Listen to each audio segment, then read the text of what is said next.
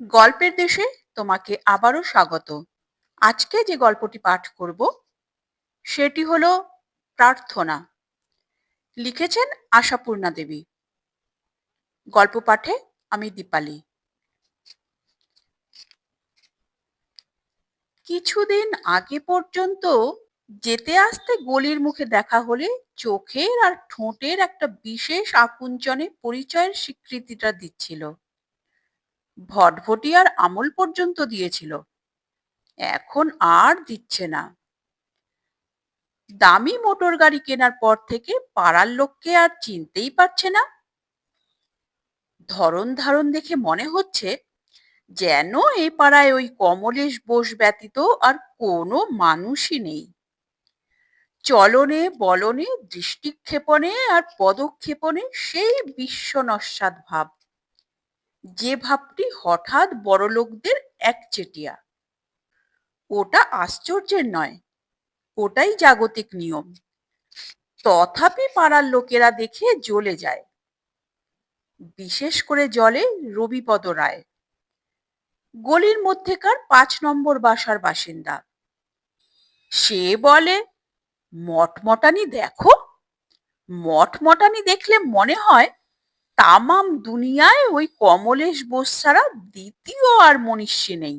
সবাই কেঁচো বিছে গুবরে আরশোলা ব্যাং, আর উনি তাদের পায়ের তলায় মারিয়ে মারিয়ে চলেছেন। বলে, এই সব বলে রবিপদ। আরো অনেক কিছুই বলে। ওইটাই তো একমাত্র সান্ত্বনা, আড়ালে ইচ্ছে মতো বলতে পাওয়া। কোন যুগে কোন দেশে কোন সমাজে নাক খেদাদের এত উদারতা দেখা যায় যে তারা নাক উঁচুদের সমালোচনা করছে না। কিন্তু তাতে নাক উঁচুদের কি এসে যায়? কিছু না। অতএব কমলেশ বোসেরও রবিপদর এই সব মন্তব্যে কিছু এসে যায় না। কমলেশ ওই অক্ষমের পরম সান্ত্বনার দিকে তাকিয়ে করুণার হাসি হাসে। তা রবিপদ কি কমলেশের কান ধরে বলে যায়? কমলেশ টের পায় কি করে? পায়, টের পায়। মানুষের বিধাতা মানুষের শ্রবণ শক্তির ওপর একটা সীমানা নির্ধারণ করে দিলেও তার অনুমান শক্তির ওপর কোনো সীমারেখা টেনে রাখেননি। কাজেই অনুমান শক্তির জোরে পাড়ার লোক এই হঠাৎ টাকা গজিয়ে ওঠা কমলেশের টাকার অঙ্কে আর অহংকারের অঙ্কে এবং কমলেশ ওদের ঈর্ষার অঙ্কে যথেচ্ছ সংখ্যা বসায়। বিশেষ করে রবিপদ। একদা ওই কমলেশটা নাকি যার সহপাঠী ছিল। এ পাড়ায় নতুন এসে নতুন আলাপের সূত্রে সেই পুরনো সম্পর্কটা ঝালিয়ে নিয়েছিল কমলেশ নিজেই। বলেছিল, আচ্ছা, আপনি কখনো সাঁতরাগাছি হাই স্কুলে পড়েছিলেন? পড়েছিলেন, ঠিক আছে। তাহলে হাত গুনে বলে দিতে পারি আপনার নাম রবিপদ রায়। বলুন, ঠিক বলছি কিনা? এই সুর, এই ভাষা, অন্তরঙ্গতার আমেজ মাখানো। কমলেশই ডেকে ডেকে যত কথা বলেছিল। তার মানে তখন কমলেশ ছাপোষা গেরস্ত ছিল। কালো রোগা একটি বউ আর দাঁত পড়া ন্যাড়া মাথা কালো শুটকো একটা মেয়ে নিয়ে এ পাড়ায় উঠে এসেছিল গলির মোড়ের বাড়ির একতলাটা ভাড়া নিয়ে। এসেই প্রথম কাছাকাছি পেয়েছিল রবিপদকে, তাই তাকেই আঁকড়েছিল। দুধ এ পাড়ায় কিরকম পান রবিবাবু? গোয়ালা না হরিণঘাটা? ধোবার রেট এ পাড়ায় কত রবিবাবু? আচ্ছা, রবিবাবু কিছু যদি মনে না করেন, আপনাদের বাসন মাজা লোকটাকে কিছু দিলে আমাদের বাসনগুলো মেজে দিতে পারে না? প্রতি মুহূর্তে রবিবাবু রবিবাবু। তার রবিবাবুও সে সম্মানের সম্মান রেখেছেন। প্রাণপাত করে পড়শির সুখ সুবিধের ব্যবস্থা করে দিয়েছেন। নিজেরা কষ্ট করে ঝিকে আগে ওদের বাড়িতে পাঠিয়ে দিয়েছেন। বর্ষার দিনে স্বেচ্ছায় বলেছেন, আমি তো জুতো ভিজোতে বেরিয়েইছি, আপনি আর কেন বেরোবেন? কিছু আনতে হয় তো দিন, এনে দিচ্ছি। করলেন, অনেক করলেন রবিবাবু, কিন্তু শেষ রক্ষা করতে পারলেন না। কমলেশ বোস এখন আর তাকে পথে দেখে চিনতে পারছেন না। কিন্তু ছা-পোষা গেরস্ত কমলেশের এতটা বাড়বাড়ন্ত হলো কিসে? আবার কিসে? বিজনেসে? বাণিজ্যে বসতে লক্ষ্মী, এ তো চিরকেলে কথা। তার উপর আবার লক্ষ্মী এখন সাদা কালো আলো ছায়া দুপথ ধরে আসেন। অতএব আসার মাত্রাটা মাত্রা ছাড়ায়। কমলেশ যখন কলম পিষত, তখন কি কমলেশ স্বপ্নেও ভেবেছে সেই কলমটা হেলায় ফেলে দিয়ে চলে আসবে সে? অফিস ছেড়ে দিয়ে ওই অফিসের পাড়াতেই এক ভটভটিয়া চেপে বীর বিক্রমে ঘুরে বেড়াবে, আর তারপর মোটর চেপে পয়লট্ট করবে। কিন্তু সেই স্বপ্নাতীত অবস্থায় এসেছে। এখন তাই কমলেশ যখন তখন লোককে বলতে পারছে, কলকাতার এই ধুলো আর ধোঁয়া অসহ্য, মানুষ যে কি করে বাস করে। কারণ কমলেশ এখন শহরতলিতে অনেকখানি জমি কিনে রেখেছে। চারিদিকে খোলা রেখে মাঝখানে সুন্দর একটি বাড়ির প্ল্যানও তৈরি হচ্ছে। এই সবের ফাঁকে ফাঁকে কমলেশ নিজেকে ধুতি থেকে ট্রাউজারে ট্রান্সফার করেছে, স্ত্রীকে বঙ্গলক্ষ্মী থেকে বহুবর্ণে, আর মেয়েটাকে ট্রান্সফার করেছে ননিবালা বালিকা বিদ্যালয় থেকে মডার্ন হাই স্কুলে। সদরে অন্দরে ভোল বদলাচ্ছে চকিতে চকিতে।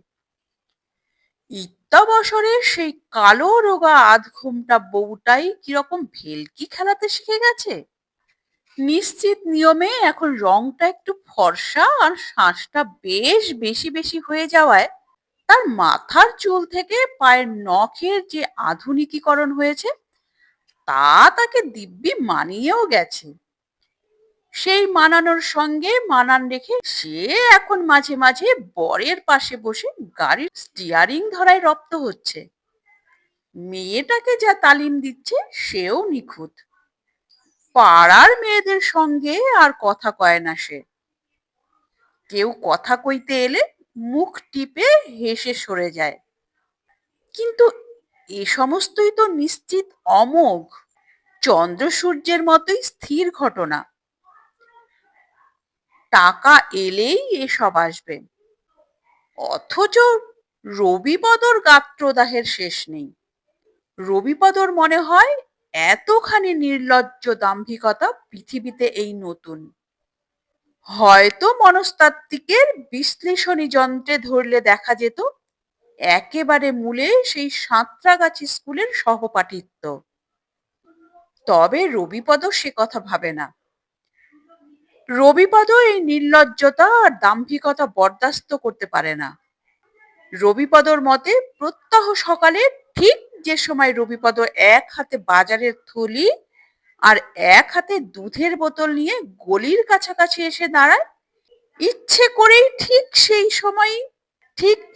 সময়ই ওই নাকুচু ছোট লোকটা গলির মুখ ঘেঁষে গাড়িটাকে দাঁড় করায় এবং রবিপদকে বেশ কিছুক্ষণ দাঁড় করিয়ে রেখে ওর নাকের সামনে দিয়ে ডেক্রন ট্রাউজার আর টেরিলিন বুশশার্ট পরে মুখে পাইপ ঠুকে দৃক্পাতহীন ভঙ্গিতে এসে গাড়িতে ওঠে। ধমাস শব্দটাকে প্রয়োজনের অতিরিক্ত জোরদার করে দরজা বন্ধ করে। রবিপদর নাকের গহ্বরে এক মুঠো ধুলো ছুঁড়ে দিয়ে সাঁ করে বেরিয়ে যায়। রবিপদ একটা বহু প্রচলিত অকথ্য গালি উচ্চারণ করে দাঁতে দাঁত চেপে বাড়ি যায়, আর মনে মনে বলে, বিজনেসের 12টা বেজে যায়, তবে বলি ভগবান আছে। আমার নাকে ধুলো ওড়াবে বলে ওঁত পেতে বসে থাকে। হয়তো রবিপদর ধারণা নির্ভুল নয়, হয়তো ওটা কাকতালীয়, আর হয়তো বা ওই ঘটনাটা মাসের মধ্যে 5 থেকে 7 দিনের বেশি ঘটে না। কারণ বিজনেসম্যান কমলেশ বোসের যাতায়াতের তো আর ঘড়ি ধরার টাইম নেই শুধু কেরানিদের মতো। শুধু রবিপদর মনে হয় এটা রোজ ঘটে। রবিপদর বউও যে পাশের বাড়ির বউয়ের আঙুল থেকে কলা গাছ হওয়ায় খুব খুশি তা নয়, তবে সে আত্মস্থ। সে রবিপদর মতন অমন গায়ের জ্বালা প্রকাশ করতে জ্বালাময়ী ভাষা ব্যবহার করে না। সে যখন এই জ্বালা প্রকাশ করে সংক্ষিপ্ত ভাষণে এবং পাশের বাড়ির কর্তার সম্পর্কে নয়, নিজ বাড়ির কর্তার প্রতি। সে ভাষণে অধিক কিছু থাকে না, পুরুষের ক্ষমতা আর অক্ষমতার প্রতি কটাক্ষ থাকে মাত্র। তাই রবিপদ প্রতিনিয়ত তার ভগবানের কাছে প্রার্থনা করে তার বাল্য সহপাঠীর সাধের বিজনেসে 12টা বাজুক, ওর জমিতে শেয়ালের সার বাড়াক, ওর গাড়ির টায়ার পাংচার হোক, ফুটো বেলুনের মতো চুপসে যাক, ইত্যাদি প্রভৃতি। কিন্তু ভগবান চিরদিনই বুর্জোয়া, ধনিক সম্প্রদায়ের সঙ্গেই তাঁর আঁতাত। তাই রবিপদর এই প্রার্থনা তাঁর কানে পৌঁছয় না। কমলেশ বোসের গাড়ির শব্দ আরো জোরদার হয়, যেটা হরিপদর হার্টে গিয়ে ধাক্কা মারে। আশ্চর্য, চুপি চুপি ওইখানে ধারালো কাচের টুকরো ফেলে রেখে দেখেছে হরিপদ। তীক্ষ্ণ ধার পেরেক দাঁড় করিয়ে রেখে দিয়েছে, কিছু হয়নি গাড়িটার। ক্রমশ তাই রবিপদর প্রার্থনার ভাষা তীব্র হতে থাকে। ক্রমশই রবিপদ প্রায় শুনিয়ে শুনিয়ে স্বগতোক্তি করে, শালার গাড়ি একদিন লরির সঙ্গে ধাক্কা লেগে চুরমার হয়ে যায় তো ফুটুনি বেরিয়ে যায়। রবিপদর বউ বিরক্ত গলায় বলে, ইতরের মতন কথা বলো কেন? নিজের মুরদ দেখালেই পারে। মুরদ? রবিপদ রায় অমন কালো বাজারের মুরদ দেখাতে যায় না ইতরের মতন। তা তো বলবেই। দেখছো দেখছো আমার ফর্সা ধুতিটার হাল কি করে দিয়েছে? গাড়ির চাকায় জল ঢেলে ঢেলে খাপসুরত করেছেন, সেই কাদা ছিটকে এসে। রবিপদ ধুতির দুর্দশাগ্রস্ত অবস্থাটা মেলে ধরে ধরে দেখায়।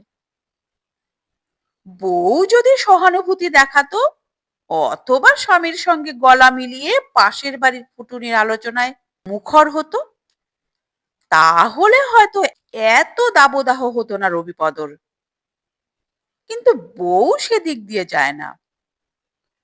বউ মুচকি হেসে বলে, ফর্সা ধুতি পরেই বা বাজারে গিয়েছিলে কেন?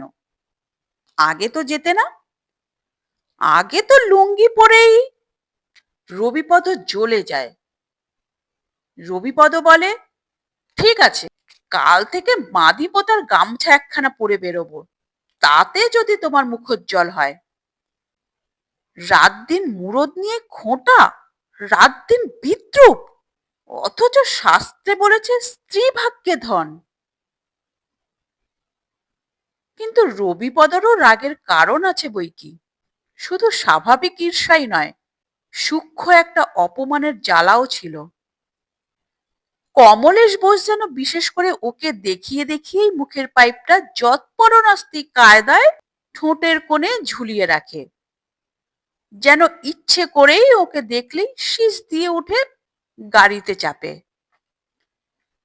আর কমলেশের বউ ওকে শুনিয়ে শুনিয়েই বলে, আশ্চর্য, মানুষ যে কি করে এত কৃপণ হয়!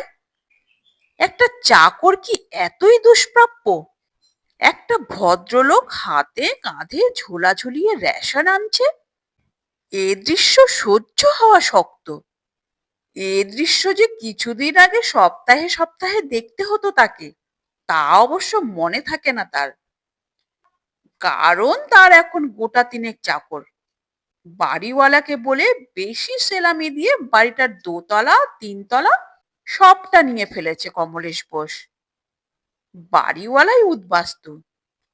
অতএব বাজার দোকান রান্না আর বাড়ি সাফ করতে 3টে লোক লাগে। গাড়ির তো আলাদা আছেই। রবিপদ কমলেশের বলতে গেলে এক দেয়ালের পড়শি। রবিপদকে তাই এই সমস্ত দৃশ্যেরই দর্শক হতে হয়। অগত্যাই রবিপদকে দেয়ালে ঝোলানো মা কালীর পটের সামনে দাঁড়িয়ে ঊর্ধ্বমুখে বলতেই হয়, শহরে এত অ্যাক্সিডেন্ট হচ্ছে মা, লাগসই একটা অ্যাক্সিডেন্টেই তোমার এত কার্পণ্য। আমার পয়সা নেই, তা হোক, ধার করেও তোমার সোনার নথ গড়িয়ে দেব। তারপর সেই নথের প্রতিক্রিয়ার কল্পনা করতে করতে ভয়ানক একটা উত্তেজিত অনুভব করে রবিপদ। 12 মাস আমাশায় ভোগা গাঁদাল পাতার ঝোল খেকো রবিপদ তবু যেন রক্ত টগবগিয়ে ওঠে তার। রবিপদ চোখের ওপর দেখতে পায় উদ্ধত অহংকারী স্বাস্থ্যদীপ্ত একটা দেহ তালগোল পাকিয়ে মাংসপিণ্ডের মতো বিছানায় পড়ে আছে বছরের পর বছর। ওঠবার আর আশা নেই। যে আধবুড়ি দেহটা সাজসজ্জায় চাকচিক্যে তরুণী সেজে ধিঙ্গি নাচ নেচে বেড়াচ্ছিল, আবার তার ভেতরের কাঠামো বেরিয়ে গেছে। বাসন মাজতে মাজতে তার আর মশলা পিষতে পিষতে হাড়মাস কালি হচ্ছে তার। তাছাড়া আবার একতলায় নেমে আসতে হয়েছে উঁচু তলা ছেড়ে। আর কাঁধে পিঠে থলি বয়ে রেশন আনবার লোকগুলো সব কর্পূরের মতন উপে গেছে বলে পাড়ার লোককে খোসামত করতে হচ্ছে, রেশনটা একটু এনে দেবেন। সিনেমার গল্পের মতো অবশ্য আয়ের পথ বন্ধ হওয়ার পরদিনই শত গ্রন্থি দেওয়া ছেঁড়াশড়ি পড়তে হবে না, টাকা আছে জমানো। কিন্তু কলসির জল তো, তাছাড়া একটা দুরারোগ্য রোগী মজুদ থাকবে, যার পিছনে সর্বশান্ত হয় সংসার। রবিপদ যেন ছবির মতো দেখতে পায় এসব, অথচ চোখে দেখতে হয় একটা উদ্ধত অহংকারের দৃশ্য। বাজারটা দুধের বোতলটা যদি এত অমোঘ না হতো, রবিপদ তাহলে অন্তত সকালের এই যন্ত্রণাটা থেকে মুক্তি পেত। কিন্তু তা হবার নয়। বাজারও যদি রাতে সেরে রেখে দেওয়া যায়, দুধের বোতল আনতেই হবে, আর ঠিক পড়তেই হবে চোখে, হয় যেতে নয় আসতে, হয় গাড়ি চড়ার সময় নয় গাড়ি ধোয়ার সময়। আসবার সময় আজ দেখা হলো, সেই গলির মুখ জোড়া করে গাড়ি, বাবু দাঁড়িয়ে তদারক করছেন, আর একটা দস্যির মতো নেপালি চাকর গাড়ি ধুচ্ছে। রবিপদর গায়ে ছিটে লাগেনি, তবু রবিপদ হঠাৎ গলার স্বর ফুলিয়ে চেঁচিয়ে উঠল, এই বুড়বা কাহা কা, আঁখ আন্ধা হ্যায়? লোকটা এই আকস্মিকতায় চমকে উঠে স্থির হয়ে দাঁড়ালো, বাবুর মুখের দিকে তাকালো, যেন বাবু যদি একবার হুকুম দেন তো দিয়ে দেয় সমুচিত জবাব। কিন্তু বাবু হঠাৎ খোলা গলায় হেসে উঠলেন, হাত দুটো ট্রাউজারের পকেটেই রেখে এলাইতো ভঙ্গিতে বলে উঠলেন, কি হলো, হঠাৎ রাষ্ট্রভাষা যে? এ কিন্তু ওটাও বোঝে না। ভঙ্গিটার মধ্যে এমন একটা অবজ্ঞা ফুটে ওঠে যা কেবল অগ্রাহ্য দিয়েই হজম করা যায়। কিন্তু রবিপদ সেই অগ্রাহ্যটা আনতে পারল না। রবিপদ গ্রাহ্য দিল। রবিপদ আবার চেঁচিয়ে উঠল, চেঁচিয়ে উঠল রাষ্ট্রভাষায় নয়, মাতৃভাষাতেই। বলে উঠল, দুটো পয়সার মুখ দেখলেই যারা ধরাকে সরা দেখে, তাদের পয়সা বেশি দিন থাকে না, বুঝলেন? কমলেশ বোস রেগে উঠল না, তেমনি হাসি মাখা মুখেই স্থির গলায় বলল, জ্ঞান দিচ্ছেন? জ্ঞান? রবিপদ গাড়ির গায়ে নিজেকে ঘষতে গলিতে ঢুকে এসে বলল, আপনাদের মতো অহংকারীদের জ্ঞান দেবার ক্ষমতা মানুষের নেই। জ্ঞান যিনি দেবার তিনিই দেবেন, যার নাম দর্পহারি। গট গট করে চলে আসে রবিপদ, আর দুধের বোতলটা নামিয়ে রেখে বলে ওঠে, আমি এই বলে দিচ্ছি, দর্প ওর চূর্ণ হবেই হবে। ওই গাড়ি ওকে জমের দক্ষিণ ধরে নিয়ে যাবে। রবিপদর বউ দুধের বোতলটা তুলে নিতে এসেছিল, থমকে দাঁড়ালো, তারপর একটা জ্বলন্ত দৃষ্টি হেনে চলে গেল, যে দৃষ্টির অর্থ হচ্ছে, ইস, এত ইতর হিংসুটে তুমি, ছি। রবিপদ কিন্তু অপ্রতিভ হয় না, জোর গলায় বলে, দূর শালার পৃথিবী, এখানে স্ত্রী, পুত্র, পরিবার সবই মিথ্যে, সত্যি শুধু পয়সা, স্ত্রী শুদ্ধ পয়সাওয়ালার দিকে। বউ যে নিঃসার রইল, তাতেও অপ্রতিভ হলো না। কিন্তু অপ্রতিভ কি কোনো কিছুতেই হবে না রবিপদ? না, হতেই হবে, হতেই হলো। নারায়ণের আসল নাম যে দর্পহারি। তাই সন্ধেবেলা যখন অফিস থেকে বাড়ি ফেরে, দরজা পার হতে না হতেই বউ নির্লিপ্ত গলায় বলে, তোমার মনস্কামনা পূর্ণ হয়েছে। রবিপদ থমকায়। রবিপদ ভাবতে চেষ্টা করে, কি মনস্কামনা ছিল তার। ভেবে না পেয়ে বলে, তার মানে? বউ আরো নির্লিপ্ত গলায় বলে, মানে অতি সোজা, কমলবাবু হাসপাতালে গেছেন, যায় যায় অবস্থা, না বাঁচাই সম্ভব। একখানা মাল বোঝাই লরির সঙ্গে ধাক্কা লেগেছে কিনা। রবিপদ থতমত খায়, শুকনো গলায় বলে, ঠাট্টা হচ্ছে? ঠাট্টা? তা হবে।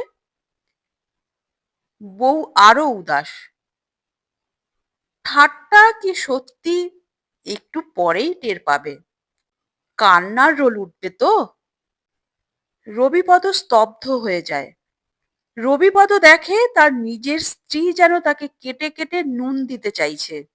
রবিপদ জোর করে বলতে চেষ্টা করে, বেশ হয়েছে, ঠিক হয়েছে, কিন্তু গলা দিয়ে শব্দ বেরোয় না।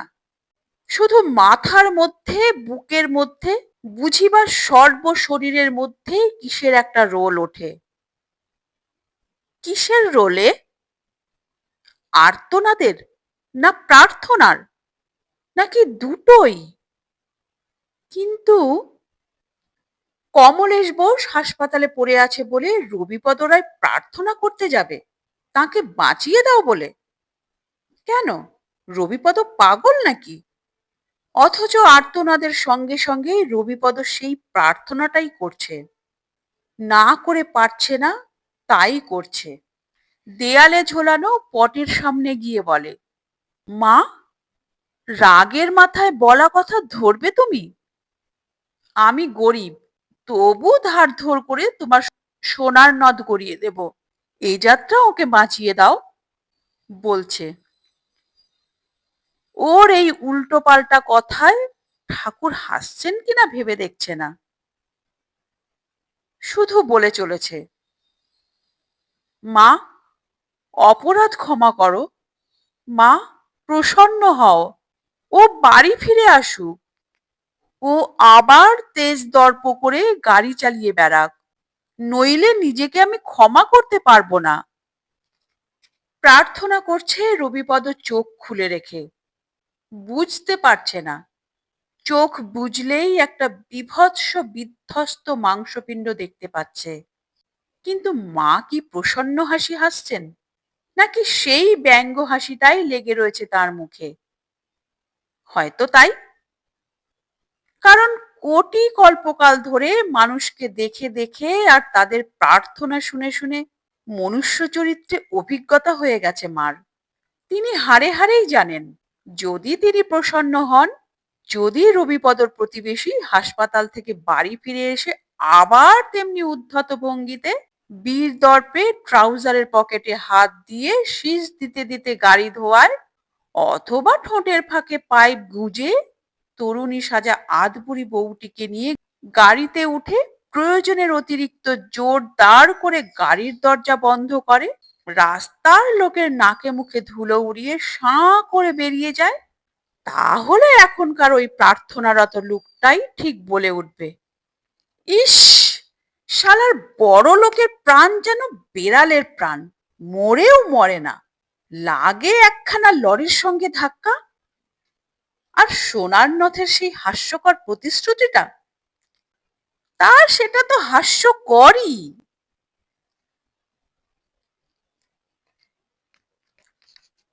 নমস্কার। গল্পের দেশের আজকের এই নিবেদন কেমন লাগলো তা কমেন্ট করে অবশ্যই জানাবে। ভালো লাগলে লাইক করে দিও এবং তোমার প্রিয়জনদের সঙ্গে প্রচুর প্রচুর প্রচুর শেয়ার করো। এবং আরো এই ধরনের নিত্য নতুন অডিও স্টোরি শোনার জন্য চ্যানেলটির সঙ্গে জুড়ে থাকো। চ্যানেলে যারা নতুন এসছো তারা চ্যানেলটিকে সাবস্ক্রাইব করে বেল আইকনটি প্রেস করে রাখো যেন পরবর্তী নোটিফিকেশন সবার আগে তোমার কাছে পৌঁছায়। তোমরা গল্প শোনার পাশাপাশি যারা কুকিং এ ইন্টারেস্টেড তারা মায়ের আদরের রান্না নামে আমার একটি কুকিং চ্যানেল আছে, তোমরা চাইলে সেখানে ভিজিট করতে পারো। আর অনেক ভালোবাসা নিয়ে অপেক্ষা করো আমার পরবর্তী গল্পের জন্য। তাহলে পরবর্তী এপিসোডে আবার দেখা হবে। ততক্ষণের জন্য সবাই সুস্থ থেকো, ভালো থেকো, নিজেদের খেয়াল রেখো। নমস্কার, ধন্যবাদ।